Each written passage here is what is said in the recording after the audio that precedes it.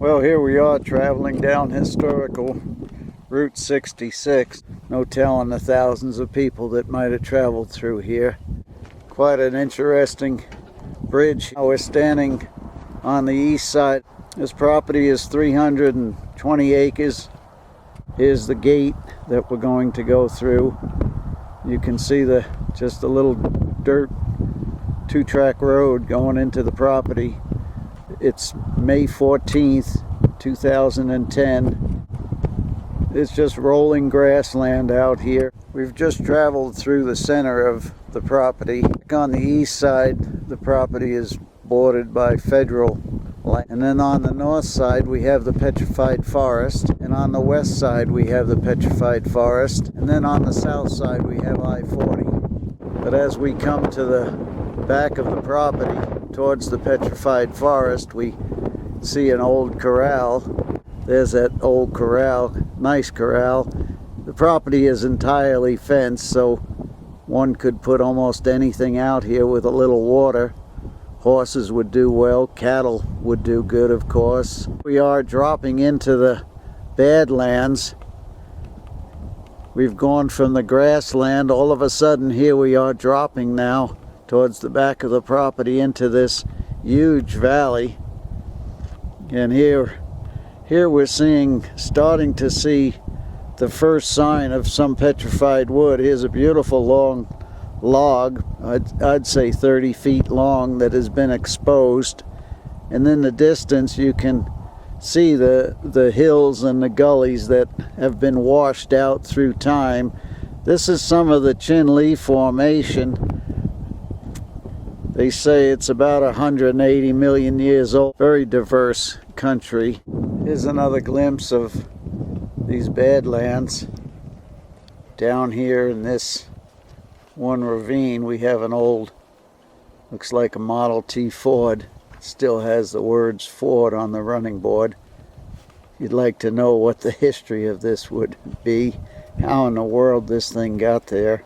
Looking across the Badlands, you can see that I-40 in the distance. Here's a couple of sections that I identify as being Woodworthia because of the dimples and the short shoots that you can see on the sides of the trees. This is a prehistoric log that is extinct. They say no longer exists. We're looking down into the first ravine we've come to, and as you can see on the sides of the hills, it's just littered with petrified wood logs. On this hill you can see some nice pieces. Here's a huge log, maybe 4 feet long. That's my golden retriever that came along for a run. Here we are at the bottom of this first ravine. You can see, get a better look at that big log.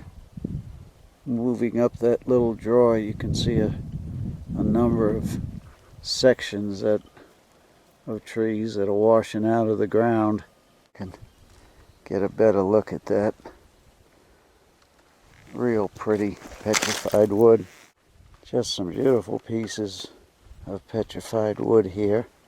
This is a log about 2 feet long and about 10-inch diameter. And up this little wash here, there's just one section after another that's just buried and being exposed by the water. 6-inch diameter, almost 2 feet long. Another little wash we've gone up. We're going to climb back up to the top and go down into another little draw here. A whole tree that's coming out of the side of the hill there. Wanted you to see the wood that's laying across the top here. Seems like these hills are just covered with petrified wood logs. You see that log there just hidden in the bushes. This area is really a virgin piece of property. I don't believe there's ever been any petrified wood taken from here. I just come to another little ravine here. I had to stop to shoot this log here, just sitting here on the side of the hill with this big old knot. Really neat looking. Yeah, that's a pretty little piece. Now, it's hard to get an idea of really the amount of wood that's in every one of these little drawers. Here's a little drainage here that's coming into this bigger one that I've been walking down. You could get an idea of some of the country that's here and the diversity of it. Now, there's a tree, one of the few trees that's on the property, but nevertheless it's a tree, a juniper tree. These are all just individual shots of these washes that I'm walking through. Kind of a neat formation up on the top of that ridge. I start to hit these little side canyons, and every one of them is just packed with petrified wood. Here's another little drainage I've come across. You can just see that it's chock full of logs that have rolled out of this Chinle formation. There's a lot of petrified wood here.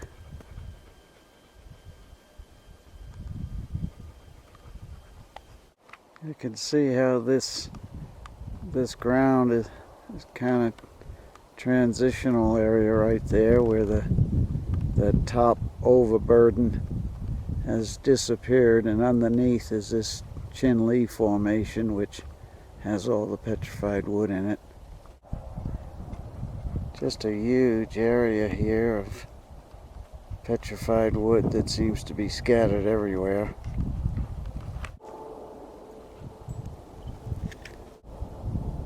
There's a pretty log down in that drainage there. Get a glimpse of how far this goes off in the distance. Just keeps going and going and going. There's my gold tree. His name is Hunter.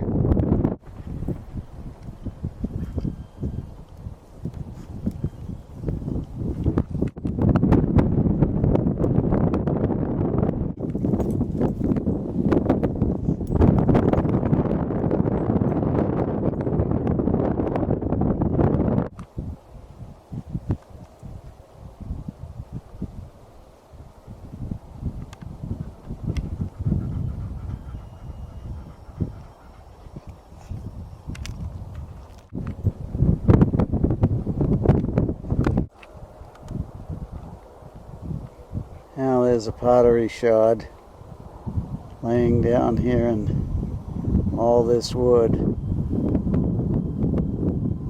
There's a lot of Indian ruins on this property. There's a beautiful section of Schilderia.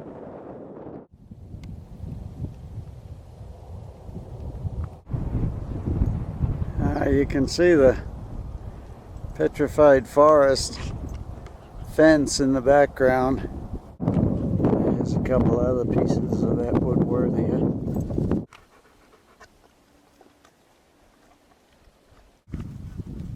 Some more pieces.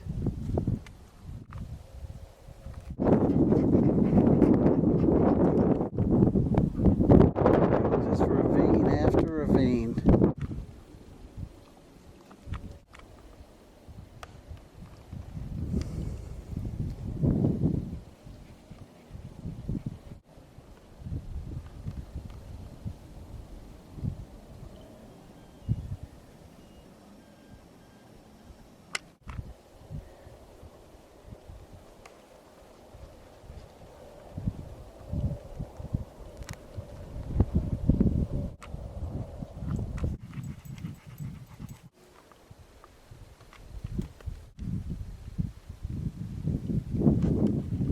Just more pictures. And Another little ravine in the side of a hill.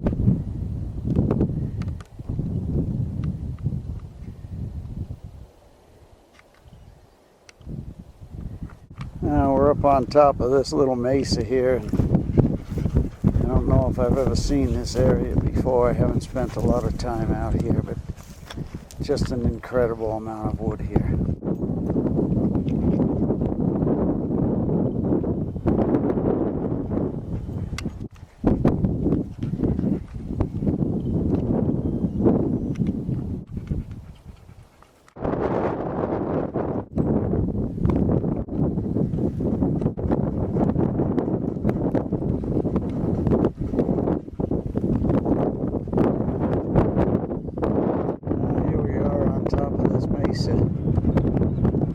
Looking back into the Badlands. You see my truck in the distance. Here's a piece of petrified wood with some signs of pocket rot fungus. Right there is a good one. Anyway, that's fungus that they believe killed these trees, and that's extinct also. Here's a view of the ruins themselves. I'd say there's 20 to 50 rooms in this ruins. This is one of the bigger sites on the property, and you can see how they used petrified wood, and actually the walls. There's a pretty big chunk right there. Now there's a shop lane right next to it. There's a plaza in the middle here.